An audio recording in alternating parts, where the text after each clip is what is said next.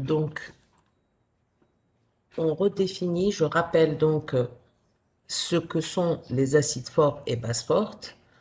Donc, on les a définis comme étant des réactions de dissociation totale, irréversible, c'est-à-dire que la totalité de l'acide ou de la base introduite disparaît lorsqu'on les met en solution. Disparaît, c'est-à-dire lorsque j'introduis du NaOH en solution, à la fin de la réaction, je ne trouve pas du tout de NaOH. Il n'existe plus, il s'est totalement dissocié à 100%. Donc l'indication, lorsqu'on représente une flèche de la réaction sans la réversibilité, ça signifie que c'est une dissociation totale et irréversible. Et en effet, on avait défini qu'à un acide fort correspondait une base conjuguée indifférente. Indifférente, c'est-à-dire qui ne joue aucun rôle avec le pH de la solution. De la même manière, une base, à une base forte, correspond l'acide conjugué, mais qui est indifférent. Très bien, ça définit la dissociation totale des acides forts et des bases fortes. Puis, nous avons commencé à définir les acides faibles et bases faibles. Donc, par comparaison aux acides forts et bases fortes, on sait directement, voilà où se trouvent les différences. Premièrement, la dissociation n'est pas totale. Et non seulement elle n'est pas totale, mais elle est très faible dans le sens de la dissociation. C'est la définition des acides faibles. Donc il y a ici un X pourcentage de dissociation. Alors que pour les acides forts et bases fortes, vous vous rappelez, on a dit que c'était 100%. Et lorsqu'on regarde une réaction de dissociation d'un acide faible, soit l'exemple HCOOH, en présence d'eau, donc il y aura une dissociation partielle qui va conduire à l'apparition de HCOO-, qui est la base conjuguée de l'acide faible, plus bien sûr l'apparition de H3O+, qui va faire baisser le pH, qui rend acide la solution. D'accord? Quelle est l'autre différence donc avec les bases fortes et acides forts? C'est qu'à un acide faible correspond une base faible. Cette base faible n'est pas indifférente. Elle va jouer un rôle sur le pH. Différence majeure, nous le reverrons dans des exemples. Autre différence par rapport à l'écriture. Tout à l'heure, pour les acides forts, on a dit qu'à la fin de la réaction, le HCl qu'on avait introduit n'existait plus. Ici, l'écriture de cette réaction signifie qu'il y a également, bien sûr, du HCOOH dans le tube. D'accord? Comprenez bien que la notion d'écrire une réaction réversible signifie que les éléments qui sont ici existent encore à la fin de la réaction. Il y a une partie qui s'est dissociée et une partie qui reste non dissociée. Et c'est ça qu'on appelle dissociation partielle, et c'est pour ça qu'on les appelle acides faibles et bases faibles.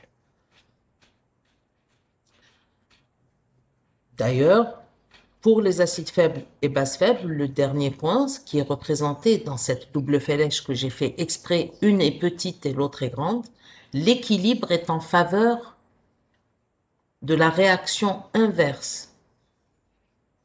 Ce n'est pas dans ce sens que la réaction se fait le plus facilement. Ce n'est pas dans le sens de la dissociation, c'est dans le sens de la réassociation. Très bien. Ici, je dis qu'à la fin de la réaction, les 4 espèces chimiques coexistent. Qu'est-ce que j'appelle les 4 espèces chimiques? Ben, on a introduit 2 espèces chimiques, HCOH et H2O. Il va y avoir une dissociation partielle et à la fin de la réaction, nous aurons dans le tube à essai, dans notre flacon, HCOH, H2O et apparition de HCO- et H3O+. Mais les 4 espèces chimiques existent.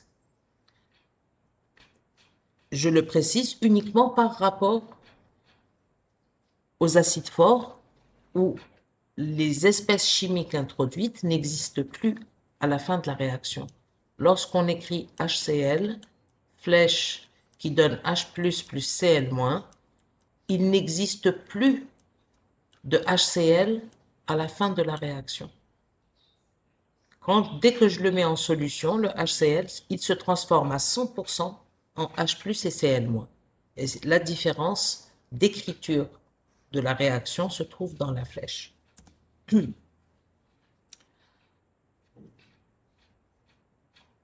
Alors, on vient de le dire, la base conjuguée d'un acide faible joue un rôle, c'est une base, elle n'est pas indifférente.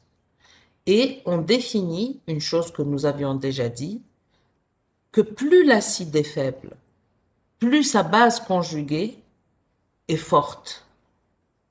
Vous vous rappelez, on va le revoir encore, c'est lorsque j'ai dit qu'il y a une sorte de force d'acidité et de base qui se partagent. Il est de 14.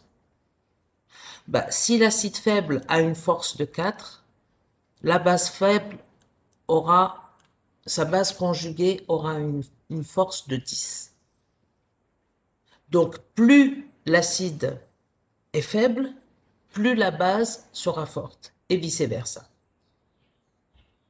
Donc, on parle de base conjuguée et de son acide. Les bases faibles, donc on passe très rapidement, c'est exactement la même chose que pour les acides faibles. La base faible mise en solution va donner une faible dissociation ou une faible protonation. Et à chaque base faible correspond son acide faible conjugué, qui n'est pas indifférent, qui pourra jouer un rôle dans la solution. À l'exemple ici de NH3 qui se transforme en NH4+. Cet acide NH4+, est capable de céder son proton, donc de donner un pH au milieu. Donc de la même manière que pour l'acide, l'acide conjugué d'une base faible est un acide faible, qui est plus fort que sa base. Ça, cette notion plus fort que sa base, c'est pas important. Mais plus la base est faible, plus son acide conjugué sera fort. Pareil, c'est le fameux 14 qui est partagé entre les deux couples, entre le couple acido-basique. Il y a une force 14 à se partager et elle se partage entre l'acide et la base. Si on a un pKa qui est égal à 9, automatiquement, quelle est la force qui reste pour la base? Ça sera 5.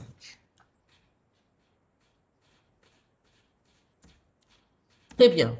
Comment est-ce qu'on évalue un peu la force d'un acide? C'est très bien de dire un acide fort, un acide faible, un acide est plus fort qu'un autre. On va juste définir 2 choses. La première des choses, c'est qu'on ne parlera jamais de la force d'un acide fort. C'est-à-dire qu'un acide fort et une base forte, ils ont 100% de la force et on ne dit pas on ne mesure pas leur force, elle est de 100%. Par contre, ce qui est intéressant, c'est de pouvoir distinguer les acides faibles entre eux. Chacun aura sa force. Donc, une fois qu'on a mis de côté les acides forts, on parle de la force d'un acide, allez, j'aurais pu l'écrire dans le titre, faible. Donc, bien entendu, d'après la définition d'un acide, plus un acide libère facilement un H+, plus il sera fort. De la même manière, une base, plus elle va fixer facilement des protons, plus elle sera forte. Donc, on définit l'équation ou la réaction avec un acide faible qu'on appelle le donneur de protons et réaction donc de dissociation partielle qui va donner un accepteur de protons ou la base conjuguée plus bien sûr le proton libéré. La force d'un couple acido-basique peut être évaluée par la constante d'acidité Ka que l'on tire de cette réaction. On l'a fait la dernière fois dans un autre contexte. Pour trouver cette relation au lieu de la prendre par cœur, il suffit d'écrire à l'équilibre la vitesse de dissociation est égale à la vitesse de réassociation.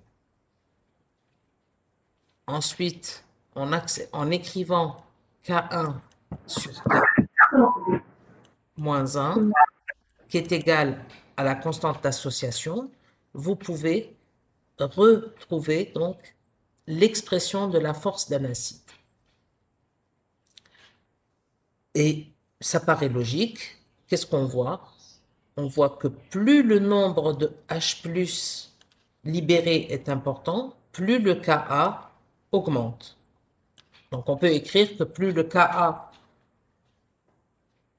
d'un couple acido-basique augmente, plus l'acide est fort.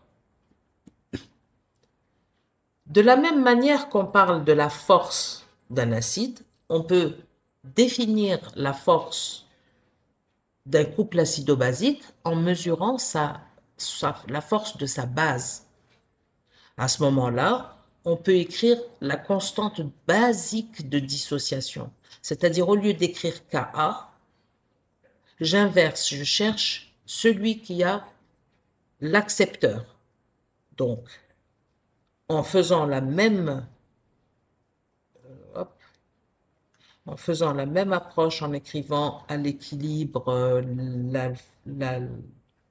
la vitesse de dissociation est égale à la vitesse de réassociation, en refaisant le même raisonnement, on peut exprimer Kb. Nous aurons l'occasion de le faire en TD. Le Kb, qui s'exprime comme ça, exprime donc la force d'une base. Seulement maintenant, on a bien compris. Nous, on parle de couple acido-basique. C'est AH et A-. Ils sont reliés, c'est la même molécule. C'est sa forme qui change. Et c'est là que je vous ai dit, comme tout à l'heure, ils se partagent un 14. Une force de 14. En fait, quand je dis une force de 14, elle vient d'où? Il vient d'où ce 14? Ça vient de l'expression du produit ionique de l'eau. Dans l'eau, on avait vu que la concentration en H+ multipliée par la concentration en H-, qui était donc le produit ionique de l'eau, est égal à 1 10 puissance moins 14.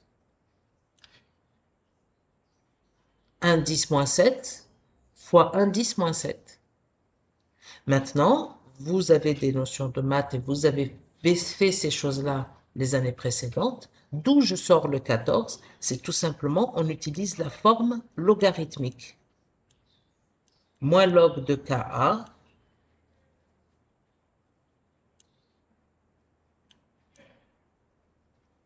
moins log de Kb est égal à 14. Et moins log de Ka, c'est pKa. Alors, Ka fois moins, peu importe, plus PKB est égal à 14. On reverra ça, ces applications dans le TD. Là, l'essentiel, c'est quoi? Retenez qu'un couple acido-basique a une force de 14 qui est partagée entre l'acide et sa base conjuguée. Et qui permet de dire que plus un acide est fort, plus sa base conjuguée est faible. Et vice-versa. Donc, la force d'un couple acido-basique peut être évaluée soit par le Ka, soit par le Kb, mais en réalité, on utilise seulement le Ka, puisqu'on peut tirer le Kb à partir du Ka. D'accord? On ne va pas écrire le Ka de AH est égal à 4. Et je ne vais pas préciser que le Kb de A-, c'est 10. C'est inutile. On le déduit directement. Très bien. Les formes logarithmiques, c'est celles qu'on utilise le plus. Le pKa est égal à moins log de Ka, le pKb est égal à moins log de Kb. Et c'est de là que vient donc la notion du 14. Plus le pKa est petit, plus l'acide est fort. Est-ce que tout le monde est d'accord? Il y a une inversion. Vous vous rappelez, tout à l'heure, on a dit que plus Ka augmente, plus l'acide est fort. Plus la force d'un acide augmente. Mais lorsqu'on passe à la forme moins log de Ka, on écrira que plus pKa diminue, plus l'acide est fort. La même chose, on reverra tout ça dans des applications de TD tout simple. Alors, je reviens à cette notion d'où vient la force maximale, si vous voulez. Il y a un facteur limitant à la force d'un acide et d'une base, c'est l'eau. C'est le produit ionique de l'eau. Il n'y a pas d'acide plus fort que OH- qui vient de l'eau, et il n'y a pas, pardon, il n'y a pas d'acide qui est plus fort que le H3O+ qui vient de l'eau, et il n'y a pas de base plus forte que le OH- qui vient de la dissociation de l'eau. Donc, quel que soit le couple acido-basique faible, on a la relation pKa plus pKb est égal à 14. Et qui permet donc de pouvoir préparer des solutions avec un certain pH, avec tel qu'on la veut, grâce à ses propriétés ou à ses paramètres qui permettent donc d'évaluer les choses. Alors, ici je donne encore un exemple, soit le couple acido-basique HCOOH, HCOO-, le pKa de HCOH est de 3,25 et le pKb de 10,25. Ça indique que la base HCOO- est beaucoup plus forte que l'acide HCOH. Force de la base est beaucoup plus grande que la force de l'acide. Très bien. Alors ici, très rapidement, comment on détermine le pH d'une solution en général? On définira les solutions tampons et les méthodes de dosage du pH, de la mesure du pH, non pas dosage. Alors, vous savez tous ce qu'est le pH. Le pH dépend de la concentration en H+, ou H3O+, d'une solution et s'exprime par la relation pH est égal à moins log de la concentration en H+. Et, vous le savez parfaitement, ce qui définit l'eau pure, on l'a dit, c'est quoi l'eau pure? Dans l'eau pure, on a très peu de H+, et très peu de HO-. On en a un 10-14. Pardon, un 10-7. de H+, et 1 10-7 de OH-. C'est logique que ce soit le même nombre, car ça vient de l'autoprotolyse de l'eau, c'est-à-dire de l'eau avec elle-même, va donner très très peu de H3O+, et très peu de HO-. Mais la quantité de H3O+ sera égale à la quantité de HO-. Et c'est ça qui définit un pH égal à 7. Moins log de 10-7 donnera un pH de 7. Et c'est ça qui définit une solution de pH neutre. Si la concentration en H3O+ est supérieure à 1 10 puissance moins 7 molaires, c'est-à-dire qu'on a introduit un acide qui se dissocie dans l'eau, on obtiendra une solution acide avec un pH inférieur à 7. Et au contraire, si il y a moins de H3O+, si la concentration en H+ est inférieure à 1 10-7, on le saura en présence d'une solution basique de pH supérieur à 7. D'accord? Donc, c'est quelque chose que vous savez plus ou moins dans le détail. Maintenant, comment on calcule le pH d'une solution? Donc, les années précédentes, on faisait les démonstrations pour expliquer. Ça s'est réduit à une ou deux explications et des relations à connaître pour évaluer le pH d'une solution. Je vais le redire tout à l'heure, mais le pH d'une solution est quelque chose qui se mesure. Ce n'est pas quelque chose qui se calcule. Donc, on doit faire la mesure. Mais bien sûr, on peut s'approcher, on peut calculer, on peut deviner le pH approximatif d'une solution. Et quand je dis approximatif, ça ne veut pas dire que c'est très loin. D'accord? On évalue à quelques détails près le pH, mais par définition, un pH se mesure. Tout simplement pourquoi? Parce que l'eau que vous avez, qu'on va utiliser dans un laboratoire n'est pas la même tous les jours. Le pH de l'eau en lui-même peut varier. Donc, lorsque je mets une quantité d'acide dans deux eaux différentes, je n'obtiendrai pas le même pH. Il y aura des petites variations. Ce qui fait que le pH est un paramètre qui est mesuré. Mais on peut le calculer en théorie, c'est-à-dire c'est des calculs théoriques. Le plus simple, on va le voir, et après les autres, on va donner les relations, il faut les apprendre, et ça fait partie des choses que je demande, qui sont utilisées dans les TD et les exercices. Quel est le pH d'un acide fort? Ça, c'est le plus facile. Un acide fort, c'est quoi? On a dit que c'est HCl, par exemple, et qui se dissocie totalement en H+, plus Cl-. Donc, logiquement, puisque c'est la totalité qui se dissocie, je peux définir le pH comme étant la concentration. Ça dépend de la concentration en HCl. Donc, c'est moins log de la concentration en acide fort. Il nous restera à préciser quelque chose.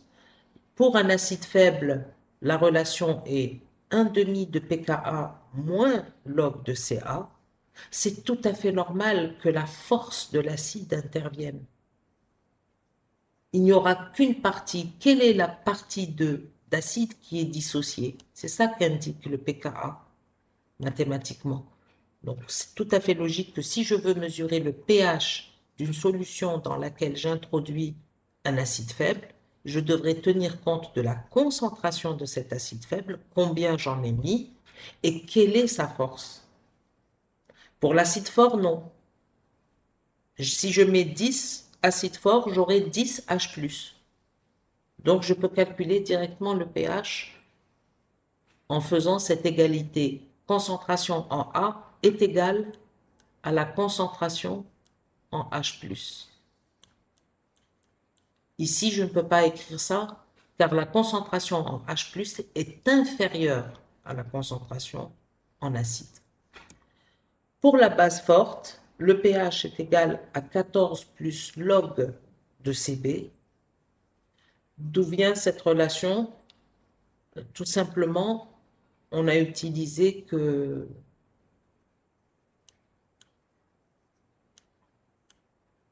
comment je vais l'écrire? La totalité de la base va libérer des HO-. D'accord? Prenez la base NaOH. Maintenant, comment je passe? On sait que POH, vous avez vu comme j'ai écrit pH est égal à la concentration en H+, POH est égal à la concentration à moins log de la concentration en OH-.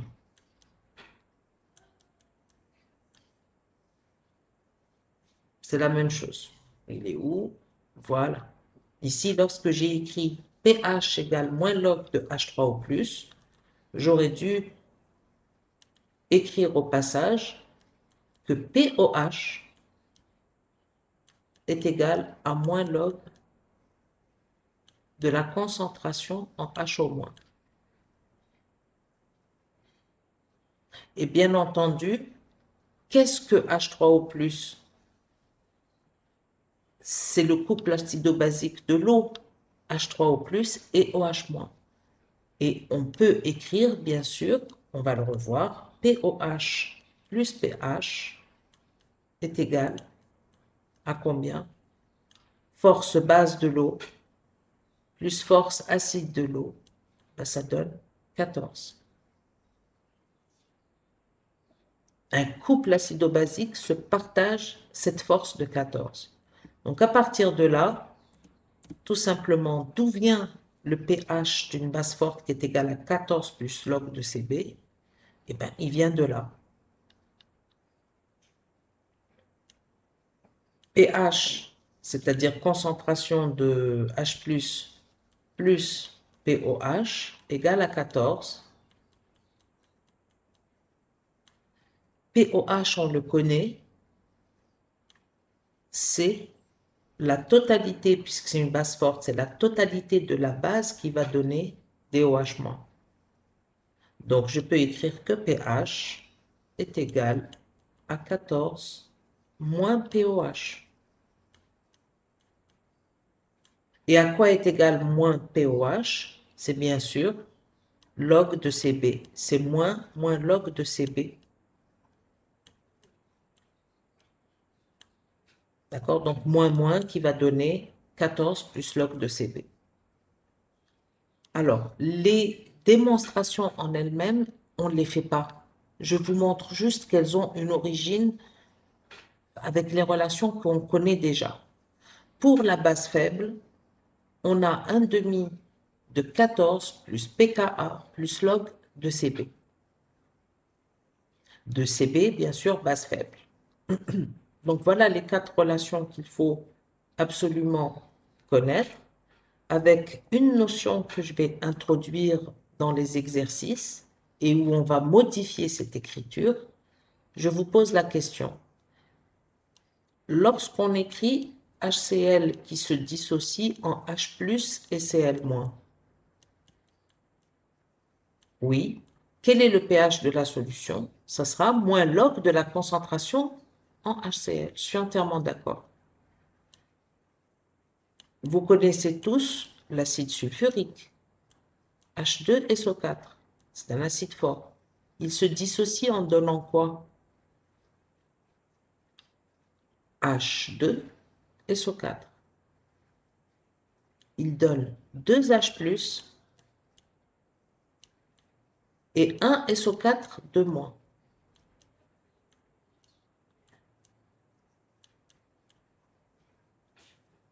Est-ce que cette relation est toujours juste?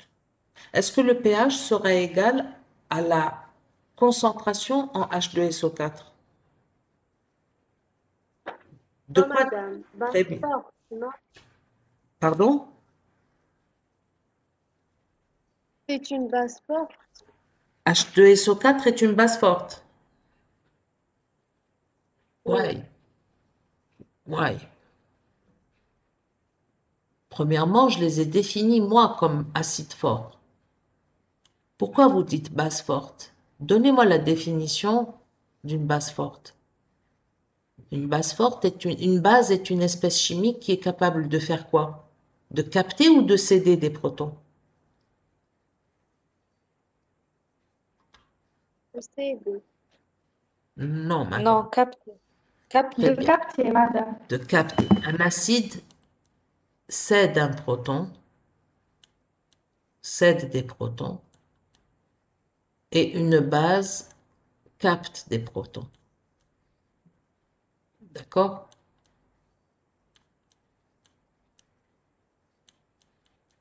Ne confondez pas. Maintenant, la différence, ce n'est pas dans la nature de HCl et H2SO4 au sens de acide et base. Que voyez-vous par rapport à leur réaction chimique? Un HCl libère quoi? Cède quoi? Un H+. Un H2SO4 cède combien de H+? 2, madame. 2. Oui. Donc automatiquement, nous le verrons en TD parce que c'est dans les TD qu'après je peux préciser ces choses-là. Je changerai cette écriture en mettant quelque chose de plus précis, en écrivant moins log de Na. Vous avez déjà fait la normalité en chimie. Ce que je viens d'écrire, HCl donne un H+, on dit que le HCl est une fois normal. Et pour le H2SO4, on dit qu'il est 2 fois normal. C'est-à-dire que une molécule de H2SO4 libère 2 H+.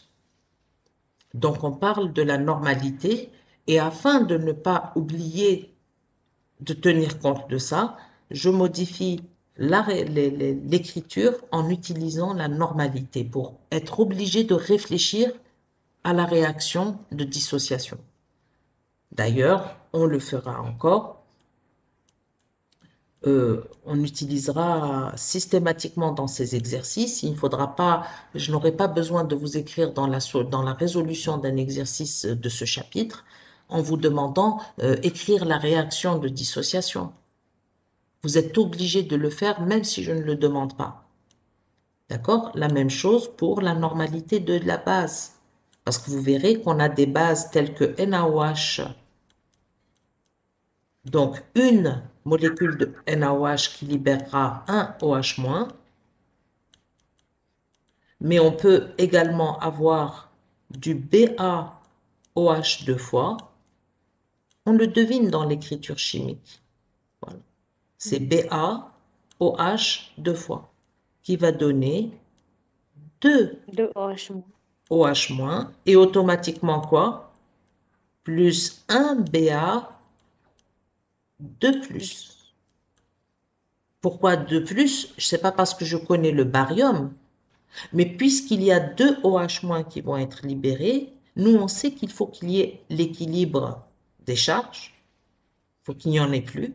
Donc s'il y a 2 OH- qui sont libérés, ça veut dire que le Ba de plus, que le barium a 2 plus, c'est-à-dire il lui manque des électrons, tout simplement. D'accord? Et que le Ba est complet, le barium est complet lorsque justement il capte 2 protons. 2 électrons, pardon. D'accord? Ça, c'est de la chimie de base que vous avez fait. On ne peut pas s'y attarder. Quand vous écrivez une réaction chimique, vous devez retrouver, ici, il y a une neutralité électrique, vous devez retrouver la neutralité électrique ici. Et les atomes, etc., c'est la même chose de part et d'autre. Donc voilà pour le calcul du pH d'une solution. On verra ça dans des exercices systématiquement. Maintenant, la solution tampon, c'est une définition. C'est une solution qui s'oppose au changement de pH. C'est quelque chose qui est très intéressant en biologie, car lorsqu'on a préparé une solution concentrée, lorsqu'on la dilue, son pH, on ne veut pas qu'il change. Donc, on doit préparer des solutions tampons qui sont capables de résister au changement de pH quand on dilue ou quand on ajoute des petites quantités d'acide ou de base. Ça, c'est en biologie, vous trouvez tout le temps. On travaille dans des solutions tampons.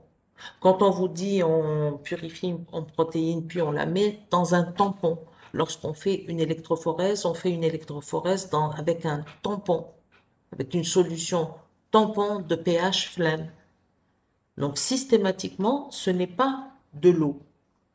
Une solution tampon, c'est une solution qui s'oppose aux variations de pH.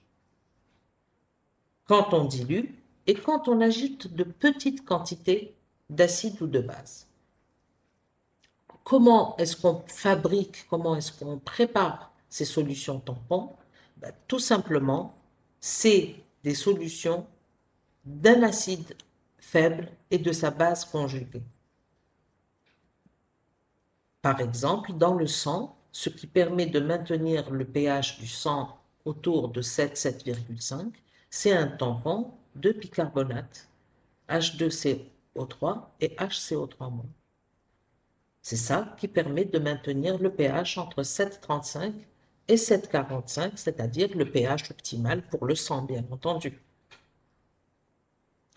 Comment agissent maintenant ces tampons? Pourquoi est-ce qu'un mélange d'un acide et de sa base conjuguée va constituer une solution tampon? C'est tout simplement, 2 secondes, parce qu'il y aura une grande quantité d'acide et de sa base conjuguée. Donc pour l'expliquer, on passe par l'équation d'Anderson-Hasselbalch, qui est la dernière relation à retenir dans ce cours. En plus de celle que vous connaissiez déjà, qui était simple, on a vu les 4 qui permettent de calculer le pH, et il reste celle-là qui est fondamentale. Donc c'est toujours le même raisonnement pour déterminer, pour établir la relation au lieu de la prendre par cœur, on peut la tirer de quelque part. C'est quoi l'équation d'Anderson-Hasselbalch? Il faut juste savoir une chose. Elle met en relation le pH avec le pKa. Donc, je cherche une relation qui met en relation donc pH et pKa. Donc, soit l'écriture d'une réaction d'un acide faible, AH donne A- plus H+, constante de vitesse de dissociation, constante de vitesse de réassociation. À partir de celle-là, on a vu comment on établit Ka.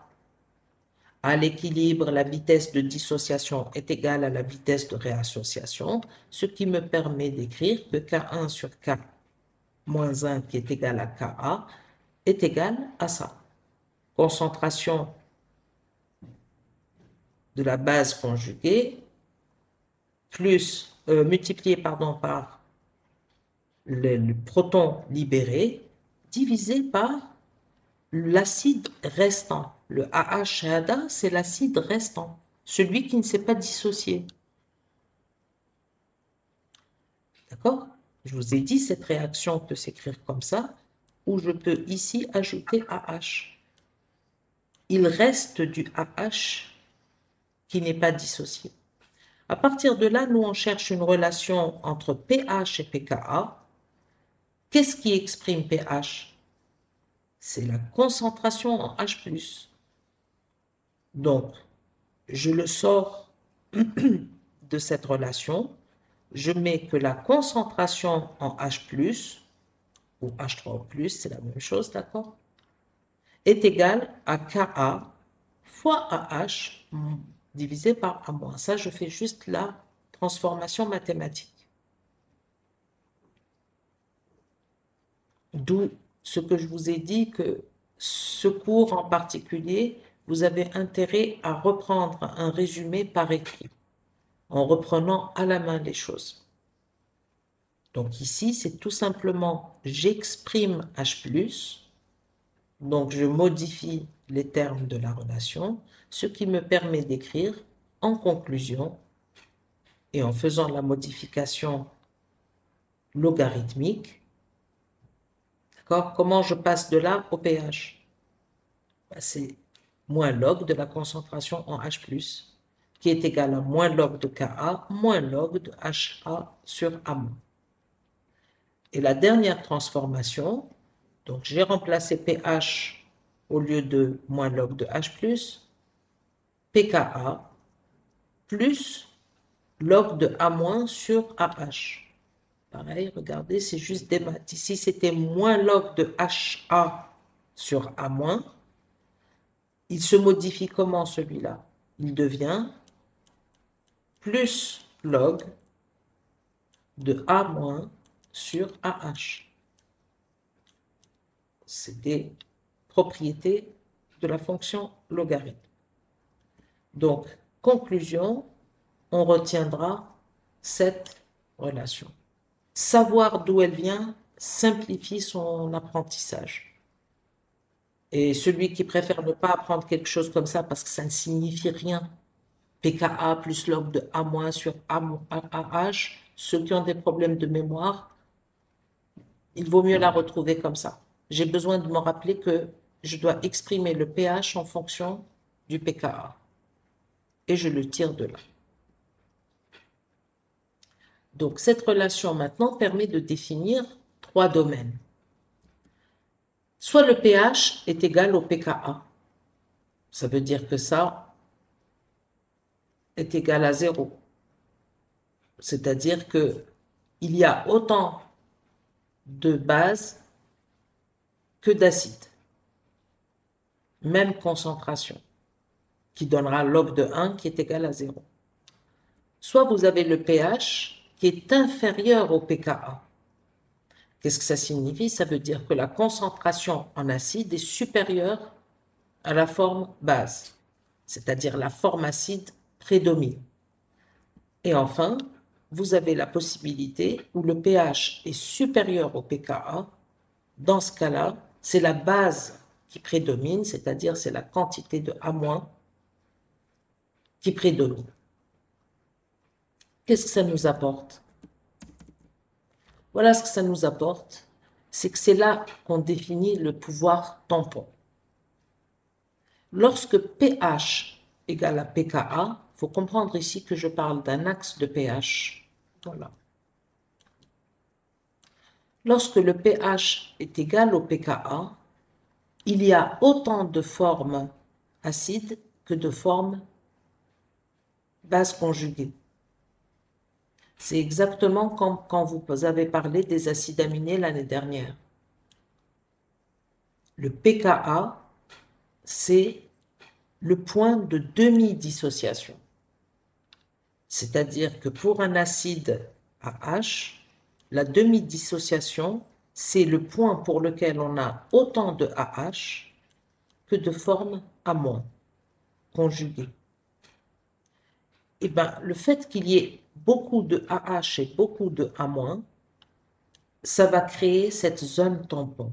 Lorsqu'on met le pH d'une solution tampon de telle sorte qu'on a autant de bases que d'acides conjugués, et ben c'est ça qui résiste au changement de pH.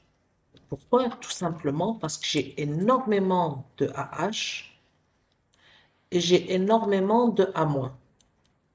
Si j'introduis un OH-, le OH- devrait faire augmenter le pH parce qu'il va capter des H+ de l'eau et donc le pH devrait augmenter. Mais lorsqu'on introduit des OH- et qu'on est en présence d'une très grande quantité de AH, qu'est-ce qui va se passer? Le AH va neutraliser, c'est-à-dire que le H de l'acide va aller neutraliser le OH-. Donc on n'aura pas une augmentation du pH. De la même manière, si vous introduisez un peu de H+, donc vous allez introduire un peu de HCl ou un peu de quelque chose dans cette solution tampon, qu'est-ce qui va se passer? Eh bien, pareil, il y a tellement de A- que tout de suite, il va être capté par par la base conjuguée et automatiquement, le pH ne va pas augmenter. On parle de petites quantités, bien entendu. Si je mets une tonne de H+, on va dépasser la zone de pouvoir tampon. Mais voilà comment agit un pouvoir tampon. Si vous n'avez pas de pouvoir tampon, c'est-à-dire que si vous ne mettez pas un acide faible et son conjugué dans de l'eau, si vous prenez de l'eau, les jeunes, on parle de tampon, si j'introduis un H+, qu'est-ce qui se passera? Le pH de l'eau va diminuer, devenir plus acide. Si j'introduis un OH-, le pH de l'eau va augmenter parce qu'il n'y a rien pour les neutraliser. Tandis que dans une solution tampon où j'ai introduit un acide faible et je les mets à un pH qui est égal à leur pKa, c'est-à-dire à leur point de demi-dissociation, automatiquement, on aura un pouvoir tampon qui est dû à la présence d'une grande quantité d'acide et de bases conjuguées en même temps. En général, on définit le pouvoir tampon autour d'une valeur comprise entre pKa-1 et pKa plus 1. Très bien, je vérifie là. Vous avez cours juste après? Oui, madame, le G6 et le G50TD. D'accord, très bien. Bon, il nous reste de toute façon ça à voir qui sera... C'est long, hein? Très bien. Bon, je termine les 5 minutes sur ça. C'est vraiment 5 minutes, ça, c'est pas important. Donc, pour les méthodes de mesure du pH, on a les méthodes colorimétriques, c'est un peu faux ce terme, par indicateur de pH, indicateur coloré de pH, et les méthodes potentiométriques, c'est le pH mètre. Les méthodes colorimétriques, je ne vois pas pourquoi j'ai utilisé ce mot, c'est un indicateur coloré de pH qui est une molécule qui change de pH, qui change de couleur en fonction du pH du milieu. Maintenant, c'est quoi? Donc, je retiens, j'ai mis généralement, c'est pas la peine. C'est quoi un indicateur de pH? C'est lui-même un acide faible avec une caractéristique, c'est un acide faible dont la couleur est totalement différente de la base conjuguée. Je peux schématiser ça avec un exemple, le bleu de bromophénol. Pardon, le bleu de bromophénol qui a un pKa égal à 3,8. Que signifie pKa égale 3,8? C'est un acide Alors, fort. d'une part, d'accord, c'est un acide, mais d'autre part, ça veut dire que si vous le mettez dans un pH de 3,8, on vient de dire, c'est le point de demi-dissociation. À 3,8, vous avez exactement 50% de HIN, indicateur coloré, et 50% de IN-. C'est ça le 3,8, c'est ça le pKa. Le pKa est égal à 50% de dissociation.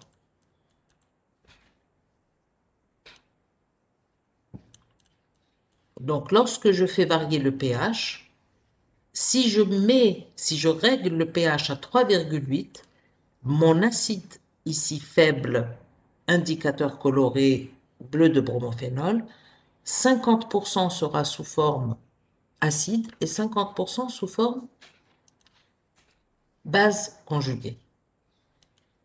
Donc, une fois qu'on a ça, ils sont de couleurs différentes. La forme acide est jaune et la forme basique est bleue. Ben voilà notre bleu de bromophénol. Voilà notre axe de pH, c'est-à-dire je vois comment je peux faire varier le pH. Comment je le fais varier? En introduisant des H-, tout simplement. C'est un volume de base que j'introduis. Plus j'introduis de OH-, plus le pH augmente. Ben, qu'est-ce qu'on observe? Lorsque le bleu de bromophénol est dans une solution de pH inférieur à 3,8, il sera sous forme jaune, car il sera sous forme acide. Et lorsqu'on dépasse le 3,8, il aura tendance à se transformer en base conjuguée qui est de couleur bleue. Que me permet cet indicateur coloré? Il me permet de visualiser le 3,8. Si je fais varier le pH, si le bleu de bromophénol, dès qu'il change de couleur, je sais qu'on est arrivé à pH 3,8.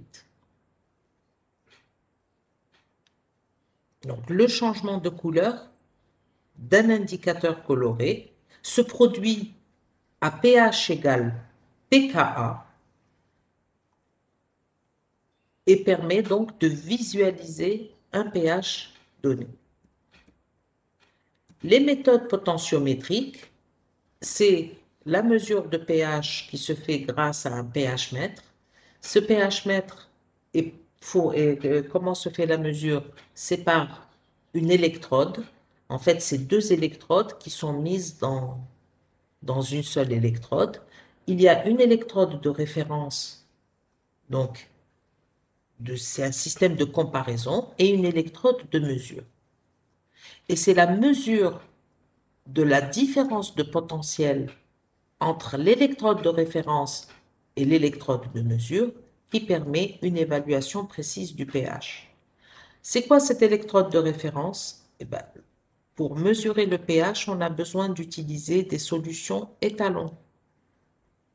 C'est quoi une solution étalon? C'est une solution qu'on va lui donner, on va lui dire, écoute, mesure ça, sache que cette solution que je te donne a un pH exactement de 7,01. Et je vais lui en donner une autre qui est de pH 4,01. À quoi ça sert? Ça sert à l'appareil à se régler. Qui met pour le spectro, on a dit qu'on allait lui donner une solution blanc réactif pour qu'on puisse pour qu'on puisse régler le zéro de l'appareil. Eh ben, en pH métrie, on lui donne des solutions pour qu'il sache qu'est-ce qu'un pH égale à 7 et qu'est-ce qu'un pH égale à 4 pour pouvoir avoir un système de référence. Une fois qu'il a enregistré que c'est ça, un pH 7,01, qui correspond à une concentration bien sûr en H+, c'est ça qui est détecté. Et bien, lorsque vous allez lui donner une solution de pH inconnue, et bien, il va comparer. Est-ce qu'il y en a plus? Est-ce qu'il y en a moins? Donc, c'est une méthode relative. C'est par rapport à une solution de référence. Si je me trompe dans cette solution de référence, si je lui donne une solution pH étalon qui n'est pas bien étalonnée, qui n'a pas la vraie valeur, automatiquement, tous nos calculs ou toutes nos mesures seront faussées. Ce qui fait que l'étalonnage est obligatoire et le pH mètre est un appareil très très courant dans les laboratoires, même basiques. Automatiquement, on le fait 1 à 2 fois par semaine, on réétalonne l'appareil pour être sûr qu'il est bien réglé, il sait bien qu'est-ce qu'un pH 7 pour pouvoir comparer et mesurer le pH d'une solution. L'appareillage basique se présente comme ça. Donc, c'est ça qu'on vous dit électrode de mesure, électrode de référence. Mais en réalité, maintenant, elles sont combinées dans un seul. j'aurais voulu qu'on puisse faire pH. Vous avez une électrode avec une électrode de mesure, pardon, de référence qui est là, et une autre qui arrive jusqu'ici et qui est celle qui permet de mesurer le pH d'une solution. Au lieu qu'elles soient séparées, maintenant elles sont ensemble. Et bien entendu, la mesure va être, la différence de potentiel va être enregistrée et traduite sous forme donc d'une mesure de pH qui s'affiche. Donc ça, c'est les modèles anciens. Maintenant, il y a de plus en plus, mais il n'y a plus que des modèles avec affichage électronique, etc. Voilà, je vous remercie. On reste au courant pour voir quand on se voit. Et il nous reste cette partie à faire et qui est la partie la plus pratique dans ce chapitre. Demain, on commencera les TD avec les exercices, les premiers exercices pour lesquels on a déjà tout ce dont on a besoin et peut-être même qu'on fera ça en TD si nécessaire. Je réfléchirai, je verrai comment on fait. Voilà, merci de votre attention. Allez rapidement à votre Merci, TD. madame. Donc, Merci, bonne journée. au groupe de mercredi, on se voit mercredi. Allez, au revoir. Au revoir, bonne journée à vous. Au revoir. Au revoir. Je suis là.